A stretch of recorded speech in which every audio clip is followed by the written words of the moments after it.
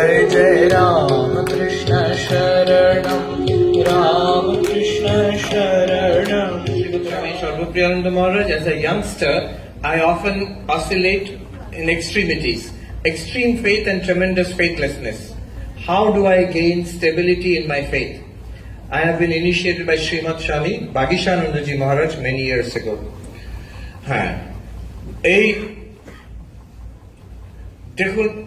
You have faith. Whoever has asked this question, you have faith. And many others also have the same problem. Chinta korben na. You have faith. দীক্ষা নিয়েছেন, ঈশ্বরে বিশ্বাস আছে, এই যে মনে হচ্ছে সব হারিয়ে, ঈশ্বরে বিশ্বাস নিয়ে ওসব কিছু নেই মনে হচ্ছে, এগুলো হচ্ছে মনের ছেলে মানুষ। একজন সাধু বললেন, মনকে বেশি পাত্তা দিতে নেই। বাবা মারা জানে ছোট ছোট শিশুরা তারা কান্নাকাটি করে, মাঝে মাঝে চিৎকার করে উঠলো। আমার মনে হচ্ছে একবার আমি একটা এয়ারপোর্টে বসে আছি, একটি ছোট বাচ্চা, বাবা মা আছে, তার ওই চকলেটটা বোধহয় এরকম চকলেট বার ছিল, ভেঙে গেল, যা হয় দুখণ্ড হয়ে গেছে। সেইটাতেই ওর এত ক্যাটাক্লিজমিক এমন চিৎকার আরম্ভ করলো, পুরো এয়ারপোর্ট এদিক থেকে ওদিকে সে কি চিৎকার, ওইটা ভেঙে গেছে বলে চকলেটটা। আবার 2 মিনিট পরে ঠিক হয়ে গেল। তো এখন মন হচ্ছে এইরকম, মন মাঝে মাঝে ওই গোলমাল শুরু করবে, অনেক রকম সন্দেহ, আবার 2 দিন পরে চলে যাবে। কাজেই ডোন্ট ওয়ারি, মনকে বলতে হবে ও ঠিক আছে, যা তুমি বলছো, আমার কিছু শোনার দরকার নেই, আমার যেমন পুজো জপ ধ্যান আমি করে যাব। সেটা যখন ইচ্ছে না হয় তখন মনে হচ্ছে আমার বিশ্বাস নেই, মেকানিক্যালি করে যাবে, দেখবে 2 দিন পরে আবার ঠিক হয়ে যাবে।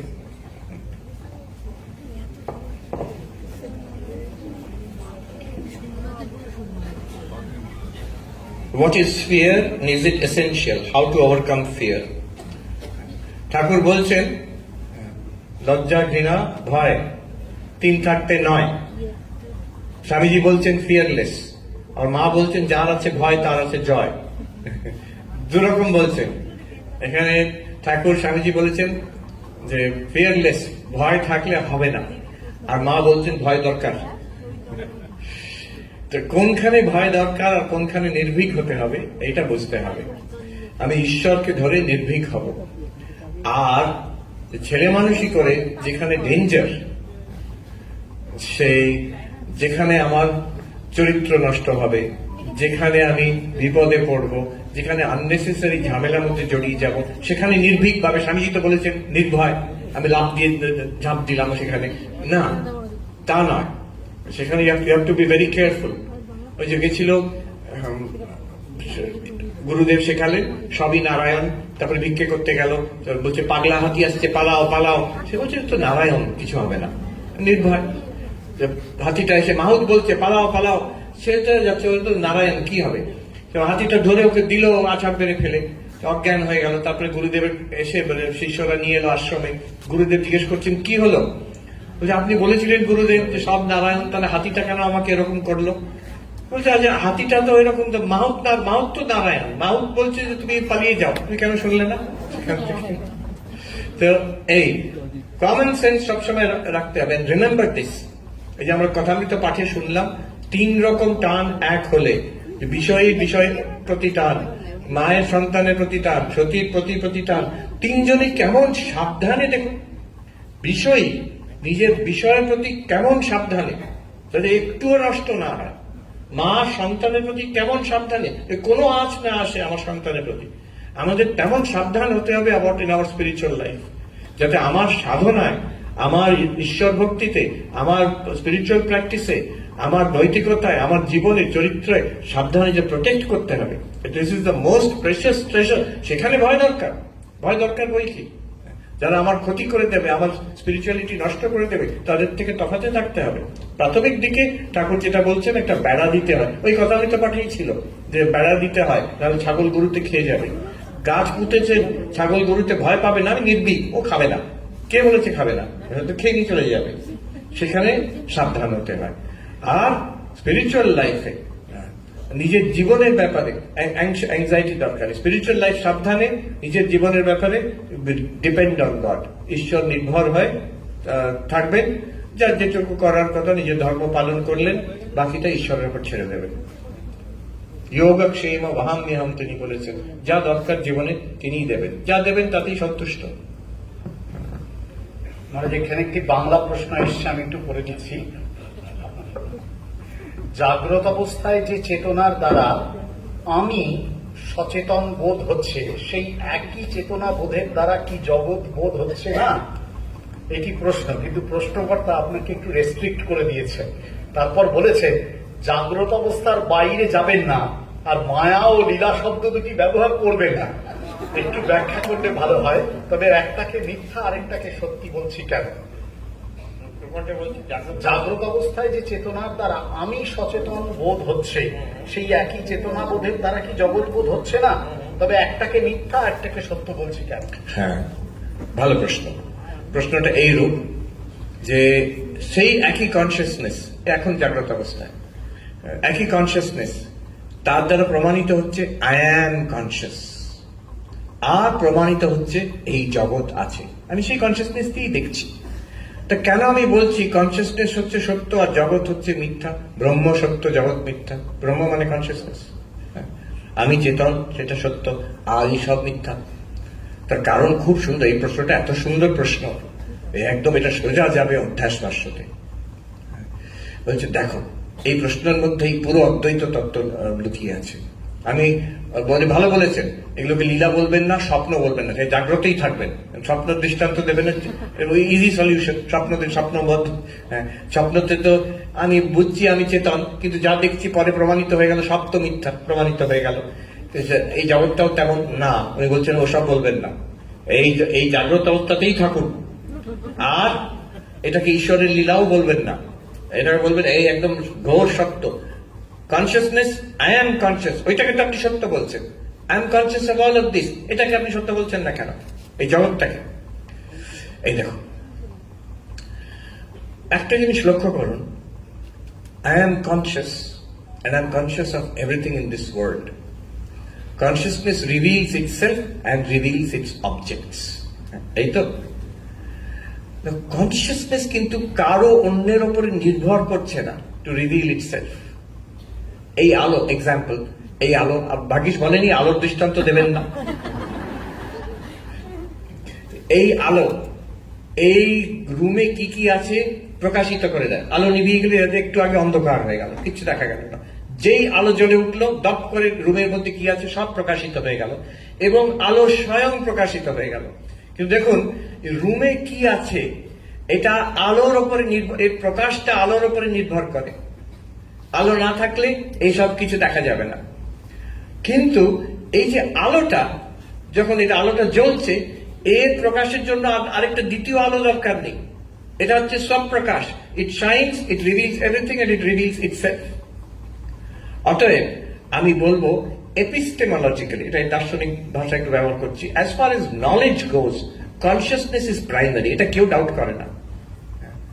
অস্তিত্ব ব্যাপার আলাদা, কিন্তু knowledge, the knowledge of the world depends on consciousness, and the knowledge of consciousness depends on consciousness itself, not on the world. সেদিক থেকে জগৎ, কিন্তু জগতের নলেজটা কনসিয়াসনেসের উপর ডিপেন্ডেন্ট, এটা কেউ কোনোদিন সন্দেহ করতে পারবে না, no doubt about it. But knowledge of consciousness depends on consciousness, it is নিজের স্বপ্রকাশ, প্রকাশ, এটা শুধু নলেজ। এবার বলবেন যে আচ্ছা ঠিক আছে, তা হলো, কিন্তু কনসিয়াসনেস তো দেখাচ্ছে জগৎ আছে, তবে আমি কেন সন্দেহ করবো জগৎ আছে কিনা? এটা স্বপ্নবোধ, মিথ্যা কেন বলবো? এবার প্রশ্ন হচ্ছে, যদি কনসিয়াসনেস আর জগৎ দুটো আলাদা, কনসিয়াসনেস আলোর মতন জগৎকে প্রকাশিত করছে, দে আর টু এন্টায়ারলি ডিফারেন্ট এন্টিটিজ। জগৎ অবজেক্ট, কনসিয়াসনেস সাবজেক্ট। জগৎ চিরকাল, এটা চেঞ্জিং, সবিকার। কনসিয়াসনেস নির্বিকার, একই। কনসিয়াসনেস তো কনসিয়াসনেসই আছে, কনসিয়াসনেস সব প্রকাশ, জগৎ হচ্ছে পরপ্রকাশ। এইভাবে জগৎ আর কনসিয়াসনেসের বিরাট তফাৎ। এই যে completely two different entities. Now the question is, consciousness জগৎকে প্রকাশ করছে কি করে? বলবেন যে কেন, এই যে আলো যেমন এই জগৎকে প্রকাশ করছে, কিন্তু সেখানে তো থাকবে না এটা। আলোটাও তো মেটেরিয়াল আলো, এই জগৎটা মেটেরিয়াল জগৎ, এটাকে আলো এটাকে প্রকাশ করছে। আমি যদি বলি এই আলোটাকে আমার চিন্তাকে প্রকাশ করতে পারবে না। চিন্তা তো মনের মধ্যে, সেটা একটা মেটেরিয়াল জিনিস নয়, এই বাইরের আলোটাকে প্রকাশ করতে পারবে না। আলো শুধু যে রূপ আছে তাকে প্রকাশ করছে, আলো তো শব্দকেও প্রকাশ করতে পারবে না। আমি একটা মিষ্টি খেলে তার যে স্বাদটা সেটা কি আলো প্রকাশ করতে পারবো? মোটেই না। আলো শুধু চোখ দিয়ে যা দেখা যায় তাকে প্রকাশ করতে পারে। নাও the question is, two entirely different, এটা সূক্ষ্ম ব্যাপার, two entirely different entities, how will they interact? কোথায় কন্ট্যাক্ট হবে? কনসিয়াসনেস, আপনি একটু ভেবে দেখুন সূক্ষ্মভাবে, কনসিয়াসনেস জগৎকে প্রকাশ করছে, ওনার শব্দতে আছে, ওনার ভাষাতে। এখন প্রশ্ন হচ্ছে কি করে? আলো এটাকে প্রকাশ করছে, আলো এখানে পড়ছে, এটা মেটেরিয়াল জিনিস, ওটা মেটেরিয়াল আলো কন্ট্যাক্ট করতে পারছে, এখান থেকে রিফ্লেক্ট হয়ে যাচ্ছে। কিন্তু কনসিয়াসনেস তো মেটেরিয়াল নয়, জগৎ মেটেরিয়াল। কনসিয়াসনেস জগতের সঙ্গে কানেকশন কি করে হবে? কোথায় গিয়ে কনসিয়াসনেস স্পর্শ করবে জগৎকে? যে জায়গাটা স্পর্শ করবে সেটা কি কনসিয়াসনেস না জগৎ? Is it the subject or the object? দুটো এন্টায়ারলি ডিফারেন্ট এন্টিটি কোনোভাবেই পরস্পরের সংযোগে আসতে পারে না। এটাই হচ্ছে অদ্বৈত বেদান্তের ক্রিটিসিজম অফ সাংখ্য। যদি প্রকৃতি পুরুষ অ্যাবসলিউটলি আলাদা হয়, তাহলে প্রকৃতি আর পুরুষের ইন্টারাকশন কি করে হচ্ছে, কোথায় হচ্ছে, কোন জায়গায় হচ্ছে? অথচ আমরা দুটোকে মিশিয়ে ফেলছি। এই যে প্রকৃতির শরীর আর আমি যে চেতন, দুটোকে এক করে আমি বলছি আমি চেতন শরীর। How is it possible?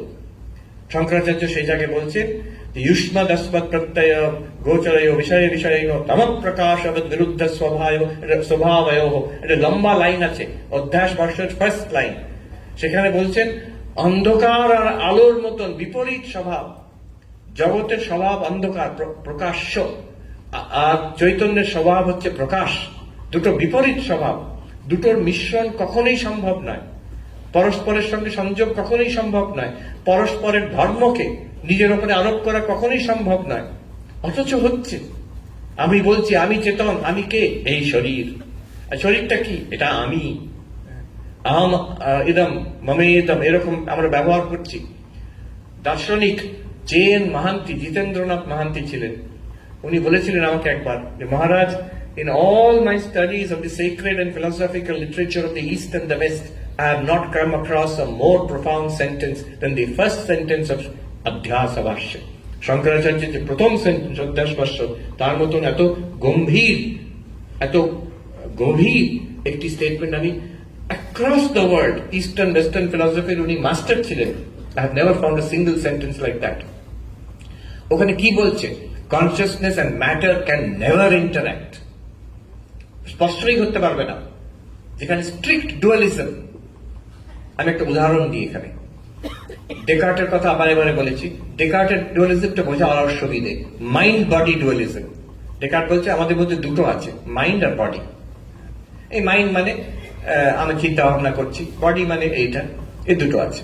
ওনার একজন শিষ্যা ছিলেন প্রিন্সেস এলিজাবেথ অফ বহিমিয়া। তো তিনি, তখনকার দিনে মহিলাদের শিক্ষার বেশি সুযোগ ছিল না, কিন্তু তিনি প্রিন্সেস। তো তার আমাদের ডেকার্টের মতন বড় ফিলোসফার তার শিক্ষক, তার চিঠি বিনিময় করতেন।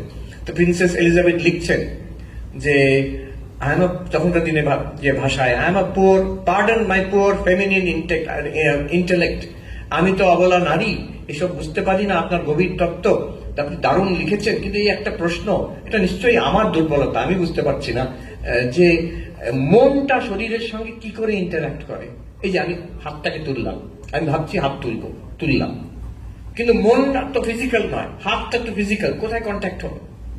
How is it interacting? Descartes পড়েছেন মহাবিপাকে।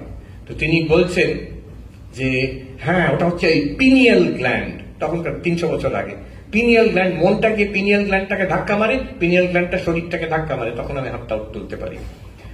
প্রিন্সেস এলিজাবেথ ছাড়বার মেয়ে নয়। তিনি আবার লিখছেন, হ্যাঁ আপনি তো বলেছেন দারুণ জবাব, কিন্তু এটা আমার মানে ফেমিনিন ইন্টেলেক্ট, আমি তো মেয়ে মানুষ, এসব এত সূক্ষ্ম ব্যাপার বুঝতে পারি না। তো পিনিয়াল গ্ল্যান্ডটাও তো শরীর, তো ওটাও তো বডি, এই মনটা পিনিয়াল গ্ল্যান্ডের সঙ্গে কি করে কন্ট্যাক্ট করছে? তখন ডেকার্ট এখন এমন ফেসে গেছেন, কি বলবেন? ও বলছে না না, ওরকম ডাইরেক্ট কন্ট্যাক্ট নয়, ওর মধ্যে শরীরের মধ্যে গ্যাস আছে। বলছে ভেপার, এই শব্দ বলেছে, ভেপার আছে। এটা 300 বছর আগেকার। তো মনটা ভেপারটাকে ঠেলছে, ভেপারটা পিনিয়াল গ্ল্যান্ডকে ঠেলছে, পিনিয়াল গ্ল্যান্ড শরীরটাকে ঠেলে হাতটা তুলছি আমি। প্রিন্সেস এলিজাবেথ নিশ্চয়ই মুচকি হেসেছেন, উনি ঠিক আছে ছেড়ে দাও। টু আটারলি অপোজিট জিনিস। আজ অব্দি আমরা বলতে পারবো না এই মন কি করে কন্ট্রোল করছে শরীরকে, এখন অব্দি কোনো সায়েন্টিস্ট বলতে পারবে না। ব্রেন থেকে আরম্ভ করে সব ব্যাখ্যা করে দেবো আমরা, কিন্তু মন আর ব্রেনের কন্ট্যাক্টটা কোথায় কেউ জানে না, আজ অব্দি জানে না। কনসিয়াসনেস তো দূরের কথা, সেই কনসিয়াসনেস অ্যান্ড অবজেক্ট, একদিকে কনসিয়াসনেস আরেকদিকে মন, শরীর, সবকিছু। শঙ্করাচার্য জিজ্ঞেস করছে কি করে হয় কন্ট্যাক্ট, অথচ দেখতে পাচ্ছি হচ্ছে। যখন দেখতে পাচ্ছি হচ্ছে যেটা হওয়া উচিত নয়, তখন বলছে মিথ্যা ইতি ভাবিতম ইত্যুক্তম, এটা কিন্তু তাহলে মিথ্যাই হতে হবে।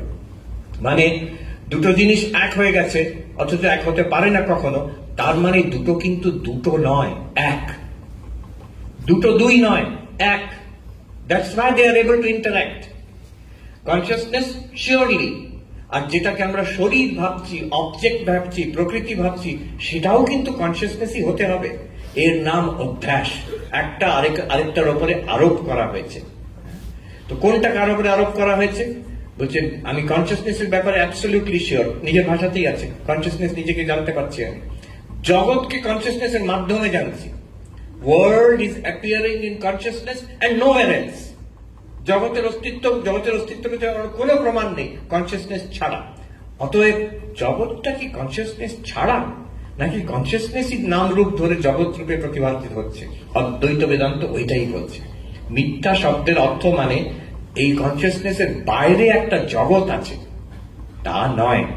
এটা কনসিয়াসনেসের মধ্যেই, এই চৈতন্যই জগৎ রূপে প্রতিভাত হচ্ছে কনসিয়াসনেসের মধ্যে। It is not other than consciousness, not other than consciousness. আলাদা কোনোদিন কোন জগৎ হয়নি, অতএব জগৎ মিথ্যা।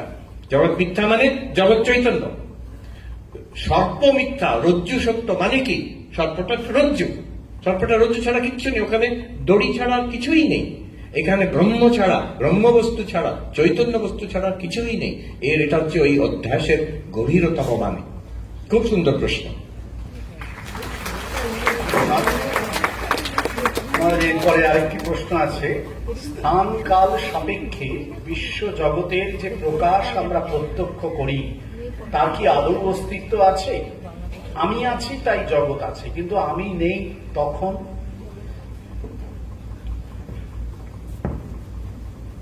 স্থান কাল সাপেক্ষে যে জগতের প্রত্যক্ষ করি, নোটিস, ইভেন স্থান কালকেও আমরা প্রত্যক্ষ করি। Space, time, these are also appearances in consciousness. এবং তার মধ্যে যে জগৎ, অল অ্যাপিয়ারেন্সেস ইন কনসিয়াসনেস। কি আদৌ আছে?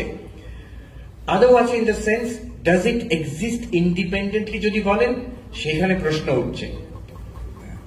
বুদ্ধিস্ট বলছে না, ইন্ডিপেন্ডেন্টলি এক্সিস্ট করে না, তারা বলছে ইন্টারডিপেন্ডেন্টলি এক্সিস্ট করে, প্রতীচ্য সমুৎপাদ। আমরা বলছি চৈতন্যের ওপরে অধ্যস্ত এগুলো। আজকে আমি বললাম কার্লো রোবেলির কথা সকালবেলা একটা সেশনে, কোয়ান্টাম থিওরিস্ট আমাকে বলছেন, ইটালিতে বলছেন এই জগৎ কিন্তু these are all results of quantum interactions. এই জগৎ নিজের মতন নেই, it depends on quantum interactions. সেই ইনফরমেশন এক্সচেঞ্জের জন্য এই জগৎ দেখা দিচ্ছে এইভাবে, it is held up by extremely subtle quantum interactions. তো অতএব নিজের মতন যেভাবে আমরা জগৎ দেখছি সেটা নেই, সেটা সায়েন্স, রিলিজিয়ন, ফিলসফি সবাই বলে। এবার আছেটা কি? অদ্বৈত বেদান্ত মতে consciousness itself is appearing to itself. Vishishta অদ্বৈত, অন্য দ্বৈত মতে এই কনসিয়াসনেসই শক্তি বিশেষ এই জগৎকে প্রসূত করছে। সাংখ্য মতে কনসিয়াসনেস আছে, শক্তিটা আলাদা একটা প্রকৃতি, সেটা এই জগৎকে দেখাচ্ছে। জগতের স্ট্যাটাস কি? প্রকৃতি পরিণাম ব্রহ্ম বিবর্ত ব্রহ্মস্বরূপ। এই হচ্ছে প্রকৃতির পরিণাম, পঞ্চভূতের পরিণাম, তিনটে গুণের পরিণাম এই জগৎ। এটা সাংখ্য মত। অদ্বৈত মত হচ্ছে এই ব্রহ্মেরই বিবর্ত, অ্যাপিয়ারেন্স অফ কনসিয়াসনেস। আরো যদি এগিয়ে যায়, অ্যাপিয়ারেন্স নয়, এইটাই ব্রহ্ম, নামরূপটাও ব্রহ্ম। এটা ঠাকুরের বিজ্ঞান। বাড়ির ছাদে গিয়ে আবার ফিরে দেখছি যে আচ্ছা এগুলো বিবর্ত নয়, এটাও ব্রহ্মই বটে। যদি আমি যুক্তিতে নামি, এটা কি করে ব্রহ্ম হবে? ব্রহ্ম তো নিত্য, জগৎ তো অনিত্য। তাহলে এসব যুক্তিতে তাদের জগৎকে ব্রহ্মের বিবর্ত বলতে হবে। But the truth is there is only one reality. এমন নয় এক সচ্চিদানন্দ ব্রহ্ম আছে, আরেকটা জগতের বিবর্ত, ব্রহ্মের বিবর্ত একটা জগৎ আছে। একটা সত্য আছে, আরেকটা মিথ্যা আছে। মিথ্যা তো আলাদা কিছু নেই, সত্যটাই আছে। আমার এই ধারণা ছিল। একবার উপেন মহারাজকে জিজ্ঞেস করেছি, নির্মুক্তানন্দ জি গঙ্গার ধারে বসে আছেন, প্রায় 100 বছর বয়স তখন। আমি জিজ্ঞেস করলাম, মহারাজ ব্রহ্মজ্ঞানী কি রূপে দেখে? এই যে মন্দির আছে, স্বামীজির মন্দির, গঙ্গা, ভক্তরা ঘুরে বেড়াচ্ছেন। তো ব্রহ্মজ্ঞানী কি রূপে দেখেন এইসব, উনি কি দেখেন এইসব ছায়ার মতন আর তার যেন তলায় একটা ব্রহ্ম আছে, এইভাবে দেখেন কি ইন দ্য ব্যাকগ্রাউন্ড অধিষ্ঠানে? উনি এক সেকেন্ড পজ করে বললেন, না তা কেন হবে, একই আছে, দুটো নেই। তা এমন নয় যে একটা সত্য ব্রহ্ম আছে, একটা মিথ্যা জগৎ আছে। সত্য ব্রহ্ম একটাই আছে। জ্ঞানী দেখে আমরা যেটাকে আলাদাভাবে জগৎ বলে ভাবছি, আমার বাইরে একটা জগৎ আছে। আমি সেটা কেন, সেটা দেহাত্ম বুদ্ধির জন্য হয়। দেহটাকে সত্য করেছে দিয়ে এটাকে আমি কেন্দ্র করে এইখানে দাঁড়িয়ে বলছি আর এর থেকে আলাদা একটা জগৎ আছে। এই যে ধারণাটা মিথ্যা, এই ধারণাটা মিথ্যা, বস্তু হচ্ছে ব্রহ্ম। আর এরপরে আরেকটি প্রশ্ন আছে, is the idea of Maya the same as that of simulation? এর আগে একটা কথা ছিল, আমি না থাকলে তখন কি জগৎ থাকবে, এই প্রশ্নটা ছিল। এটা খুব সুন্দর প্রশ্ন। শূন্যবাদীরা বলে, অদ্বৈত বেদান্তে কি বলবে, তুমি না থাকলেও, জগৎ না থাকলেও তুমি আছো, কিন্তু তুমি মানে কনসিয়াসনেস, কিন্তু কনসিয়াসনেসের কোনো ম্যানিফেস্টেশন হবে না। কেমন প্রকাশ, সেটা যদি কোনো অবজেক্ট না থাকে, প্রকাশ আছে বলে বোঝা যাবে না। রাত্রিবেলা যদি আমরা আকাশে দেখি সব কালো কালো অন্ধকার মনে হবে, এখানে কিন্তু সূর্যের আলোতে ভর্তি।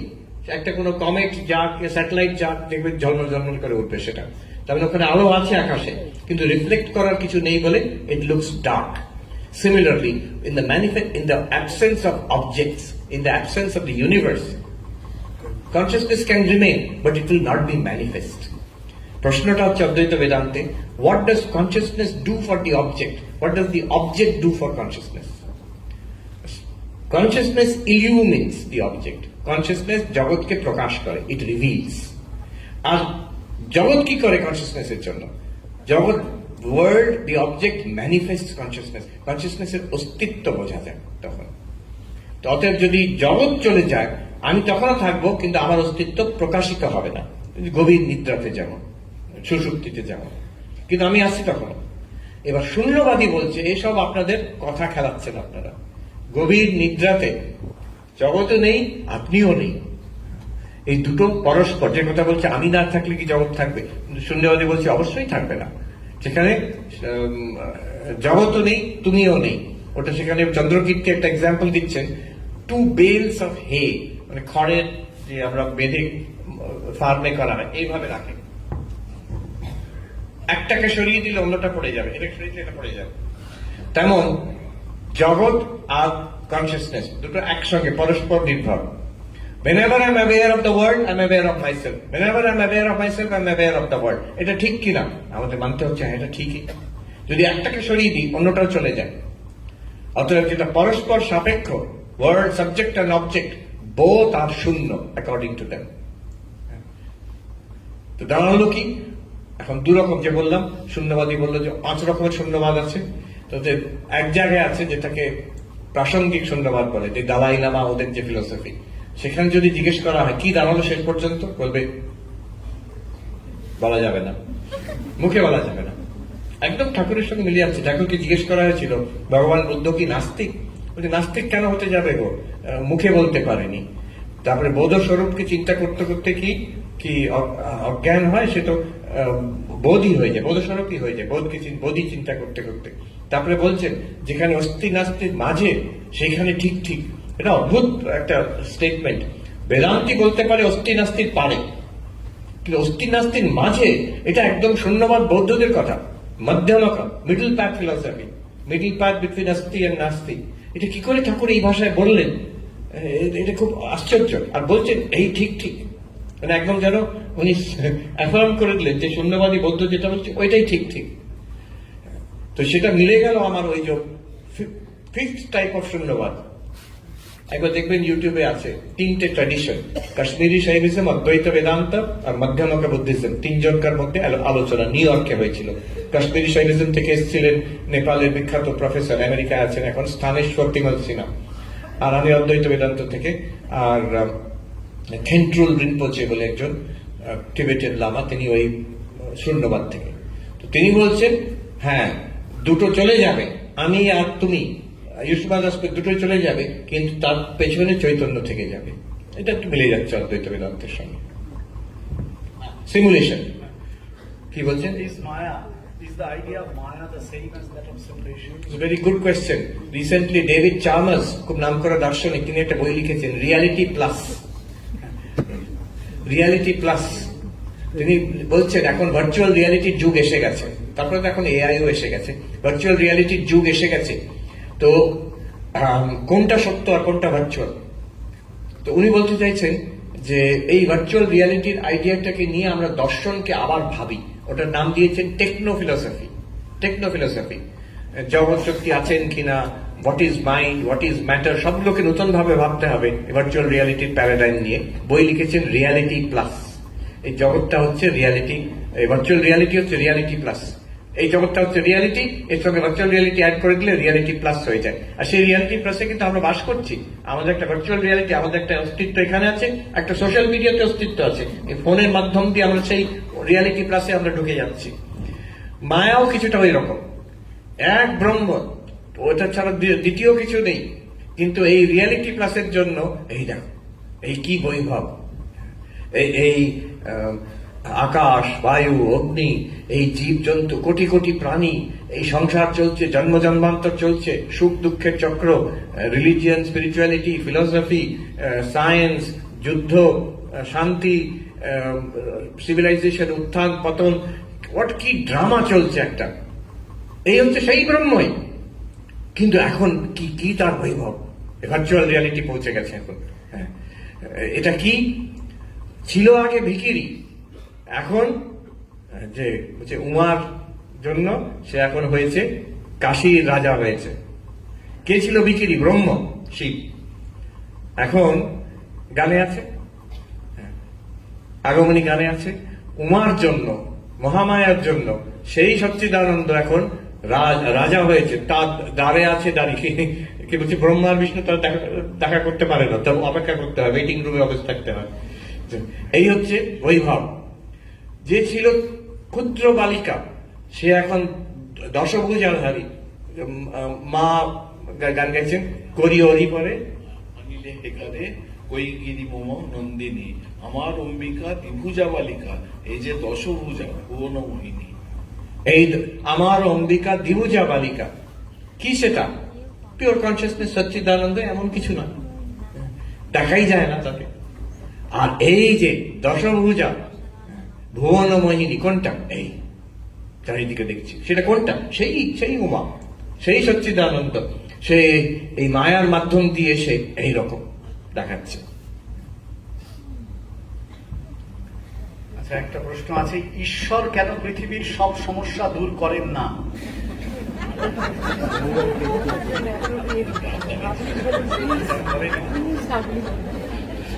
মহা মুশকিল। ঈশ্বর সব সমস্যা দূর করলে আমরা করবো কি? রামচন্দ্র সেই ঘটনা আছে যে সীতা বলছেন যে এখানে কি গল্প ছিল যেন, এই অট্টালিকাগুলো, বাড়িটাড়িগুলোকে মেরামত করো, সব মানুষ কষ্ট পাচ্ছে, বাড়িটাড়িগুলো মেনটেনেন্স ভালো নয়। রামচন্দ্র বললেন ঠিক আছে, তাহলে কোথাও আর সব বাড়িগুলো সুন্দর হয়ে যাবে। হয়ে গেল। এখন যারা মেরামত করতো, মিস্ত্রি, কারিগর, তারা না খেয়ে মরছে তখন। তখন বোঝা গেল সবকিছুর একটা স্থান আছে। There are many answers to this. The deep question, there's a deep question here. The deep question is, ঈশ্বর যদি আছেন তাহলে এত দুঃখ কেন জগতে? This is the real question. সমস্যা কেন এত জগতে যদি সত্যি ঈশ্বর থাকেন? ইন ফিলসফি, থিওলজিতে এটাকে বলে problem of evil. Problem of evil. ঈশ্বর যদি থাকে তাহলে এত ইমপারফেকশন কেন জগতে, এত দুঃখ কেন জগতে? যেমন ওনার ভাষায় বলছেন এত সমস্যা কেন, উনি সমস্যা সব ঠিক করে দিচ্ছেন না কেন? আর এটাকে একটা আর্গুমেন্ট বলে নেওয়া হয়, যেহেতু এত সমস্যা আছে জগতে, এত ইমপারফেকশন আছে জগতে, এত ইভিল আছে জগতে, অতএব ঈশ্বর বলে কোনো জিনিস নেই। এটা হচ্ছে কোয়েশ্চেন। এর জবাব আছে খ্রিস্টান থিওলজিতে, একটা পুরো ব্রাঞ্চ আছে theology, theodicy. Theodicy, theodicy is defending the ways of god to man. মানে ঈশ্বরের পক্ষে হয় লয়ার হয়ে, আমরা লয়ার, ঈশ্বরের পক্ষে লড়াই করছি। ঈশ্বর তো কিছু বলছেন না, এই যে প্রশ্ন করা হলো, কিছু কিছু বলছেন। তো অতএব তাকে বাঁচাতে হবে, ঈশ্বরকে বাঁচাতে হবে, তার দায় পড়লো আমাদের উপরে, ঈশ্বরের পক্ষে হয়ে বলতে হবে। তো তখন যে আর্গুমেন্ট গুলো আমরা দিচ্ছি সেগুলো হচ্ছে, তো একজন Arthur Herman Arthur Herman professor of philosophy Hawaii ইউনিভার্সিটিতে ছিলেন। তিনি একটা বই লিখেছিলেন, problem of evil in Indian philosophy, in Indian thought. তাতে এই প্রশ্নের জবাব 24টা জবাব দিয়েছেন, 24 আনসার্স উনি কালেক্ট করেছেন from different religions, philosophies and literature of the world. 24 answers, অনেক রকম তার জবাব আছে। কেমন কেমন যদি একটা স্যাম্পল দিই, কেন দুঃখ কষ্ট আছে জগতে, উনি বলছেন যে ক্যারেক্টার বিল্ডিং, যে এই দুঃখ কষ্ট না হলে আমরা তৈরি হব না, আমরা এগোতে পারবো না, আমরা মানুষ হব না। এটা এক রকমের আনসার। এর বিরুদ্ধে সঙ্গে সঙ্গে আপনার 10টা আর্গুমেন্ট আপ করাতে পারেন। আরো আছে যে this is the best of all possible worlds, এটা ছাড়া যদি আরেকটা জগৎ করতে হয়, পারফেক্ট করতে গেলে এটার থেকেও খারাপ হয়ে যাবে, যেটা রামচন্দ্র দেখালেন সীতাকে ওই ঘটনাটাতে। So this is the best of all possible worlds, এটাই এর একটা আর্গুমেন্ট। এরকম 24টা আছে বিভিন্ন, এগুলো প্রত্যেকটা একটা করে well developed stream of thought. আমাদের যেটা প্রধান ভারতবর্ষে কর্মবাদ। কর্মবাদ হচ্ছে everything here is ruled by cause and effect, good good, bad bad, and none escape the law, whosoever wears a fun wears the chain too. তো আমাদের কর্মের জন্য আমাদের এই জগৎ আর আমাদের এই শরীর আর এই জীবন, এটা কেন? এটা আমি সৃষ্টি করেছি, এটা কর্মবাদের বিশ্বাস। আমি সৃষ্টি করেছি। একজন সাধু বলছে, ইয়ে বহুত গম্ভীর সিদ্ধান্তে মহাত্মাজি, ভেবে দেখো, যে বৌদ্ধ ঈশ্বর মানে না, যে বৌদ্ধ আত্মা মানে না, সে কিন্তু কর্মবাদ মানে, পুনর্জন্ম মানে। জৈনরা কর্মবাদ মানে, পুনর্জন্ম মানে। শাক্ত, শৈব, বেদান্তি, গাণপত্য, যারা সব, এরা সবাই ভারতবর্ষের যত সিদ্ধান্ত আছে, যত সিদ্ধান্ত 4 ভাগ বাদে, সবাই কিন্তু কর্মবাদ মানে। This is our answer to that question, কেন এরকম? আরো যদি কেউ প্রেস করে, না এটা কেন হবে, ঈশ্বর আছেন, তখন ঠাকুর বলছেন আরো এগিয়ে যাও। তাঁর লীলা, লীলা থিওরি আগে বলেছিলেন, বলবেন না লীলা, ঠাকুর বলছেন তাঁর লীলা আমরা কি বুঝতে পারি? ঠাকুর বলছেন, মুখার্জি ভ্রাতৃদ্বয় জিজ্ঞেস করছেন, কথামৃততে আছে, তাঁর লীলা আমরা কি বুঝতে পারি? তো জিজ্ঞেস করেছে, সে বিরক্ত হয়ে গেছে, তাঁর তো লীলা আর আমরা মরি। লীলা বললে তো কোনো সমাধান হলো না। একটা ছেলে খেলছে, সে এমন ব্যাট দিয়ে বল মারলো, এসে আপনার বাড়ির কাঁচ ভেঙে গেল, তো যদি ধরো বেটা কি করছিস, আমি লীলা করছি। তো এটা তো দিস ইজ নো অ্যান্সার। তো বলছে তার তো লীলা আর আমরা মরি। তখন ঠাকুরের যে জবাবটা, থান্ডারবোল্ট, উনি বলছেন, আর তুমি কে হে? হু আর ইউ? এইটা যদি বিচার করো, তখন দেখবে এটা তোমারই লীলা। আমরা নিজেকে জানি না, না জেনে বলছি ঈশ্বর এটা করছেন। তো এইরকম বিভিন্ন স্তরে আনসার আছে। শূন্যের ইটিমোলজি দিক দিয়ে যদি হিন্দু ব্রহ্ম এবং বৌদ্ধ বজ্রযান শূন্য একই অর্থ হয়, টু এক্সপ্যান্ড, তাহলে শূন্য তো ডিভয়েড অফ অল, কি করে ক্রিয়াশীল হয়, এক্সপ্যান্ড করে? Two expand without limit. Two expand without limit মানে অনন্ত। শূন্য এক্সপ্যান্ড করে না, ব্রহ্মও এক্সপ্যান্ড করে না। ওটা এটিমোলজিক্যাল মিনিং। যখন দার্শনিক মিনিং আসছে, টু এক্সপ্যান্ড উইদাউট লিমিট, যেটা কিছু কোনো জিনিস এক্সপ্যান্ড করে উইদাউট লিমিট, সেটা কি হয়ে যাবে? অনন্ত হয়ে যাবে। শূন্যও যেমন অনন্ত, ব্রহ্মও তেমন অনন্ত। তবে শূন্য নেগেটিভ দিক থেকে আসছে, আর ব্রহ্ম পজিটিভ দিক থেকে আসছে। হ্যাঁ, আমি বলি শূন্যবাদ আর অদ্বৈতবাদকে, there is a way of understanding and misunderstanding. The way of misunderstanding শূন্যবাদ হচ্ছে, ওরা বলছে কিছুই নেই। এটা অনেক সময় হয়ে থাকে, দার্শনিকরাও বলে শূন্যবাদ মানে ওরা বলছে কিচ্ছু নেই, সব শূন্য। শূন্য মানে কিচ্ছু নেই, জিরো। তা কিন্তু বলছেন না। নাগার্জুন, চন্দ্রকীর্তি, ভববিবেক বারে বারে বলছেন কিছু নেই, আমরা সেটা বলছি না। তোমরা কি বলছো? তাহলে কিছু আছে? না। কিছু নেই? না, তাও নয়। আছে এবং নেই? না। নেই আর আছে তা বলা যাবে না, নেইও তাও বলা যাবে না, না তাও নয়। চতুষ্কোটি বিনির্মুক্ত তত্ত্ব, এটাই হচ্ছে শূন্য। আমার তো মাথা ডিপ ডিপ করছে, কি বলতে চাইছে, কিন্তু ঠিকই এটা হচ্ছে ট্রু আন্ডারস্ট্যান্ডিং অফ শূন্যবাদ। শূন্যবাদ মানে মিসআন্ডারস্ট্যান্ডিং হচ্ছে নাথিং। শূন্যবাদ মিনস নাথিং না। অদ্বৈতবাদের মিসআন্ডারস্ট্যান্ডিং হচ্ছে it is something. Brahma something নয়, it is the reality of all things. সোনা একটা গয়না নয়, সব গয়নার যে রিয়ালিটিটা সেটাই হচ্ছে সোনা। সোনার বলে একটা পৃথক গয়না কিছু নেই। যে গয়না, সব গয়না যেটাতে গঠিত সেটাই সোনা। যে সব রিয়ালিটি যেটাতে গঠিত সেটাই ব্রহ্ম, not that it exist, it is existence itself. অতএব what is the correct way of understanding Shunyavad and Advaitavad? It is no thing, no dash thing. No thing, Shunyavad also agree করবে, no thing, Advaitavad also agree করবে।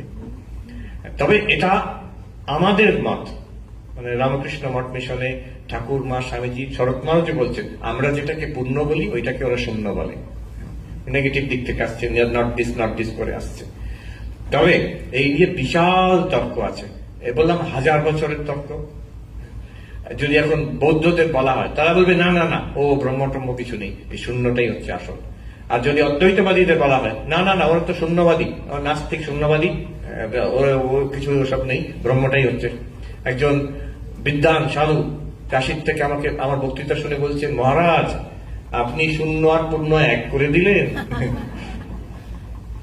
এটা কিছু বিদ্বানের মত, কিছু সাধকের মত, স্বামীজিরও এই মত ছিল যেটা বৌদ্ধরা শূন্য বলছে সেটাকে আমরা পূর্ণ বলছি। ভগবান বুদ্ধ যাকে শূন্য বলেছেন হিন্দুরা তাকেই ব্রহ্ম বলেছেন। আমাদের সময় প্রায় শেষ হয়ে আসছে। আমি তো বলেছি যত প্রশ্ন এসেছে সব উত্তর দিতে গেলে আজকে সারা রাত কালী পুজো করতে হবে, তার ততটা আয়োজন করা সম্ভব হয়নি। আমি পূজনীয় তত্ত্ব সারানন্দজিকে বলছি একটি প্রশ্নের উত্তর দিতে। মহারাজজিও কিন্তু অত্যন্ত পণ্ডিত মানুষ, সর্বপ্রিয়ানন্দজি এসছে যদি আমি প্রশ্নটা পড়ে দিচ্ছি, কিন্তু উত্তর দেবেন সর্বপ্রিয়া। প্রশ্নটা আমি পড়ে দিচ্ছি, আপনাকেই জিজ্ঞেস করেছে। নান্দনিকতার মধ্যে মানে অ্যাস্থেটিক সেন্সের মধ্যে ঈশ্বরের প্রকাশ, শিল্পকলার মধ্যে ঈশ্বরের প্রকাশ, এই বিষয়ে একটু বলবেন।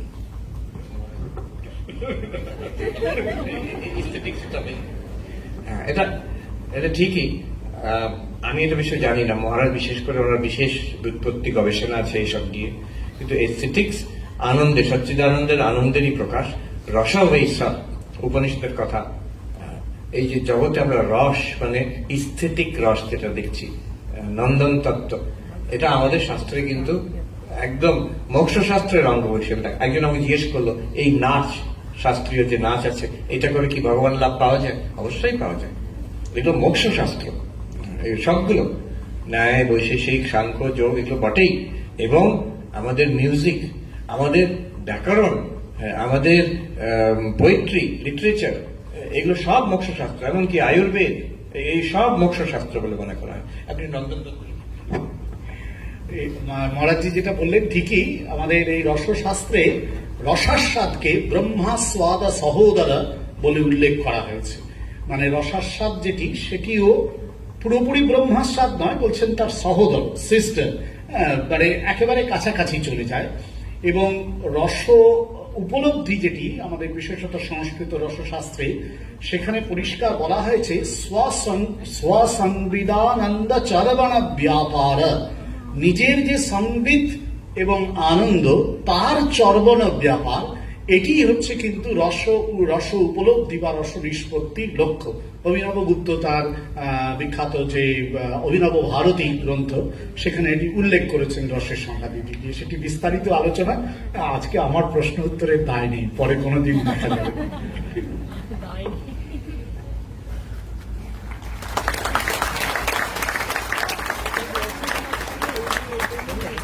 আমাদের প্রশ্নোত্তর পর্বের এখানেই সমাপ্তি ঘটছে।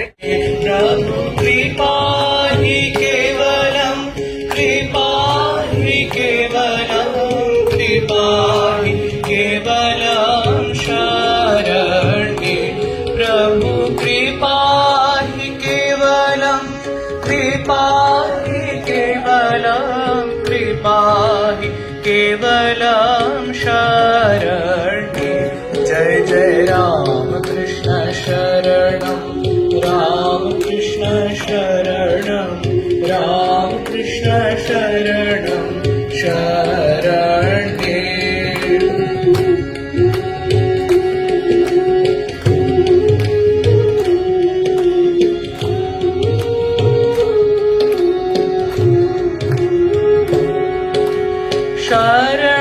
शरणागतोऽहं, शरणागतोऽहं, शरणागतोऽहं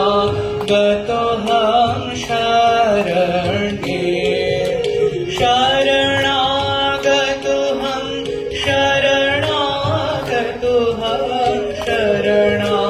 गतोऽहं शरण्ये जय जय राम कृष्ण शरणं राम कृष्ण शरणं राम कृष्ण शरणं शरण्ये जय जय राम कृष्ण शरणं राम कृष्ण शरणं राम कृष्ण शरणं शरण्ये नमः श्री गुरवे नमः श्री गुरवे नमः श्री गुरवे नमो नमो नमः श्री गुरवे नमः श्री गुरवे नमः श्री गुरवे नमो नमो जय जय राम कृष्ण शरणं राम कृष्ण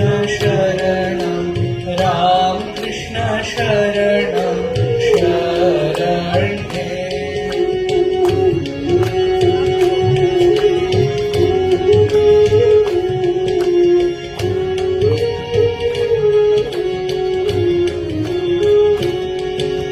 राम कृष्ण जय जय राम कृष्ण जय जय राम कृष्ण राम कृष्ण जय जय राम कृष्ण राम कृष्ण जय जय राम कृष्ण राम कृष्ण जय जय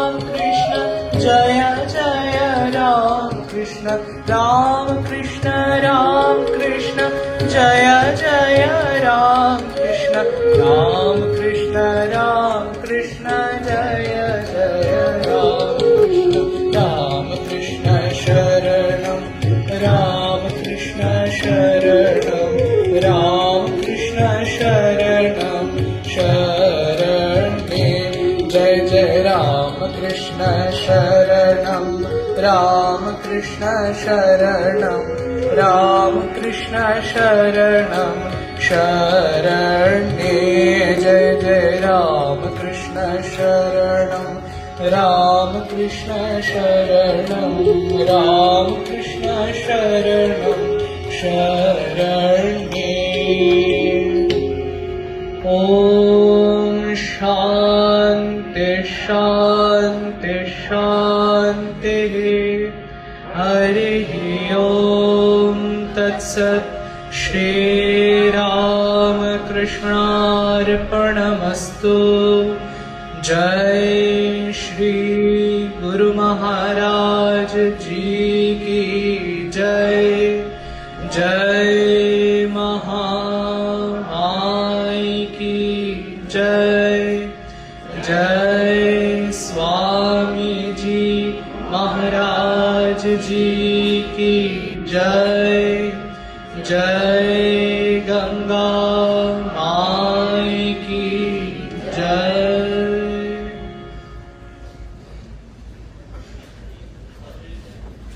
আমাদের ভক্ত সম্মেলন এখানেই শেষ হচ্ছে। পূজনীয় মহারাজদের উদ্দেশ্যে আপনারা যে যেখানে আছেন সেখান থেকেই প্রণাম নিবেদন করতে পারেন।